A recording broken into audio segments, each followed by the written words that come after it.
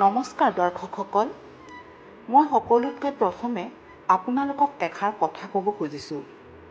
মোৰ ভুলৰ কাৰণে গৰুড় পুৰাণৰ 13 ভাগটো ইউটিউবৰ পৰা ডিলিট হৈ গৈছে। মই আকৌ সেই ভিডিঅ'টো নতুনকৈ বনাই আকৌ আপলোড কৰিম। যিসকল দৰ্শকে ভাগ 13 এতিয়ালৈকে শুনিবলৈ পোৱা নাই, তেওঁলোকৰ ওচৰত মই ক্ষমা খুজিছোঁ।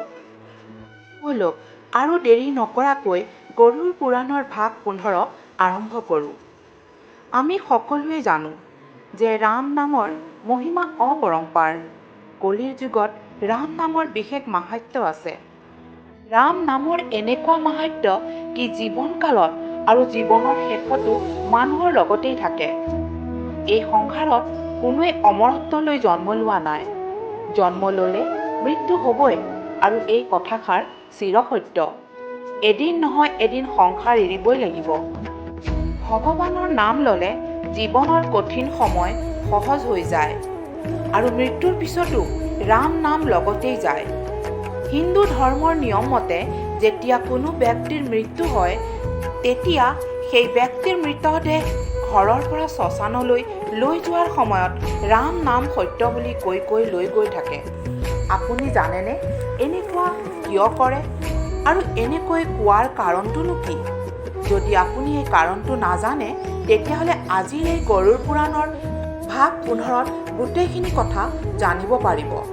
আৰু এটা অনুৰোধ কৰিছোঁ, এই ভিডিঅ'বোৰ আপোনালোকে যেন জ্ঞান বৃদ্ধিৰ কাৰণে সকলোৰে লগত শ্বেয়াৰ কৰে। মানুহে গোটেই জীৱনটো ধন সম্পত্তি প্ৰতিষ্ঠা এইবোৰৰ পিছত দৌৰি থাকোঁতেই সময়বোৰ পাৰ কৰি দিয়ে।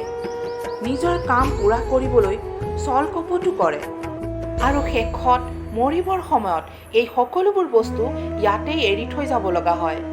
কিন্তু মানুহৰ মৃত্যুৰ পিছত তেওঁৰ লগত তেওঁৰ ভাল কৰ্ম বেয়া কৰ্ম এইবোৰহে লগত যায়। এই ভাল কৰ্ম বেয়া কৰ্মৰ ওপৰত নিৰ্ভৰ কৰিহে তেওঁৰ মুক্তি আৰু দ্বিতীয়বাৰ কি গৰ্ভত জন্ম ল'ব তাৰ ওপৰতহে নিৰ্ণয় লোৱা হয়। আৰু এই নিৰ্ণয় যমলোকতহে লোৱা হয়। যেতিয়া মানুহৰ জন্ম হয় আৰু য'ত জন্ম হয় তাত যি নিয়ম থাকে, সেই নিয়মবোৰ মানুহে মানিব লগাত পৰে।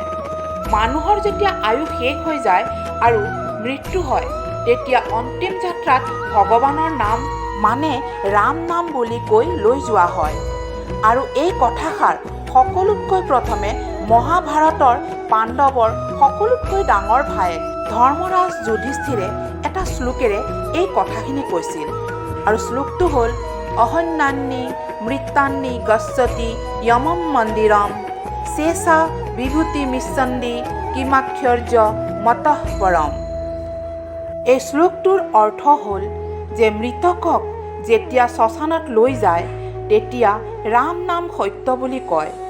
কিন্তু সেই শৰীৰৰ দাহ সংস্কাৰ হৈ যোৱাৰ পিছত যেতিয়া ঘৰলৈ উভতি অহাৰ পিছত ৰাম নাম পাহৰি যায় আৰু মায়ামোহত লিপ্ত হৈ যায়।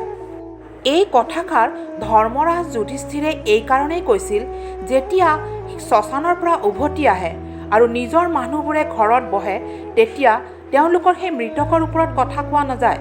তেতিয়া তেওঁলোকে সা সম্পত্তি ভাগ কৰাৰ ওপৰতহে কথা কয়। মানুহজনে কিমান টকা পইচা সা সম্পত্তি এৰি থৈ গৈছে তাৰহে হিচাপ লোৱা হয়। কোনে ভাগত কি কি পাব এইবোৰত লাগি যায়।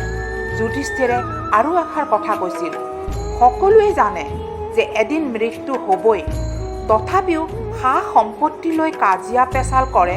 ইয়াতকৈ আৰু আচৰিত কথা কি হ'ব পাৰে? ৰাম নাম সত্য কোৱা মানে মুক্তি পোৱা।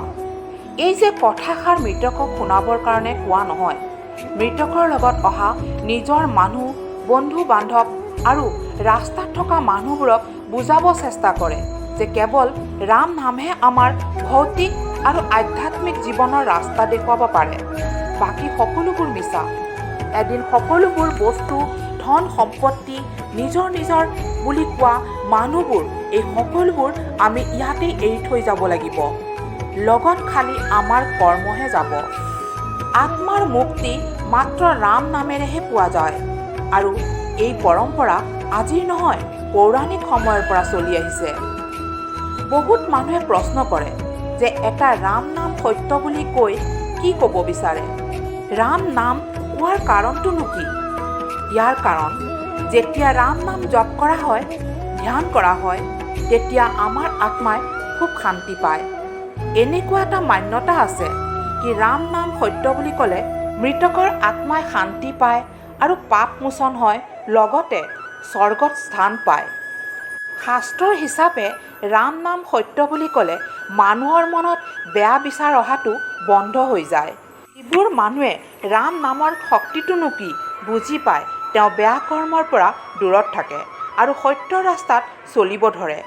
আৰু কোৱা হয় যে ৰাম নাম সত্য বুলি ক'লে মৃতকৰ পৰিয়ালৰ মানুহেও মৃতকৰ দুখৰ পৰা অলপমান শান্তি পায়, কিয়নো নিজৰ মানুহৰ মৃত্যু হ'লে জীয়াই থকা মানুহবোৰে অন্তৰত কষ্ট পাই থাকে।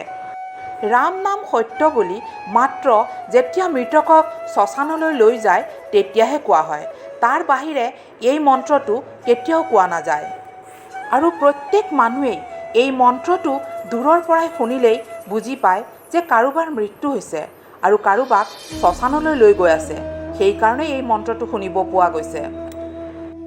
হিন্দু শাস্ত্ৰ অনুসৰি এই মন্ত্ৰ ৰাম নাম সত্য বুলি ক'লে মৃতকজনৰ লগত পোৱা ব্যক্তিসকলৰো পাপ মোচন হয়। ইয়াৰ উপৰিও শিৱ পুৰাণৰ মতে ভগৱান শিৱেও ৰাম নামৰ জপ কৰে। ইয়াৰ পৰাই বুজিব পাৰি যে ৰাম নামৰ কিমান শক্তি আছে। সনাতন ধৰ্ম মতে ৰাম নাম ল'লে স্বৰ্গলৈ যোৱাৰ ৰাস্তা খুলি যায়। গৰুড় পুৰাণৰ ভাগ 15 মই আজি ইয়াতে শেষ কৰিলোঁ। আপোনালোকে যদি এই ভিডিঅ'বোৰ চাই খুব ভাল পাইছে তেতিয়াহ'লে এই ভিডিঅ'বোৰ শ্বেয়াৰ কৰক আৰু মোক কমেণ্ট কৰক। আৰু যদি আপোনালোকে এতিয়ালৈকে মোৰ এই চেনেলটো ছাবস্ক্ৰাইব কৰা নাই তেতিয়াহ'লে এটা ছাবস্ক্ৰাইব কৰি দিয়ক। ওম নৰনাৰায়ণায় নমঃ।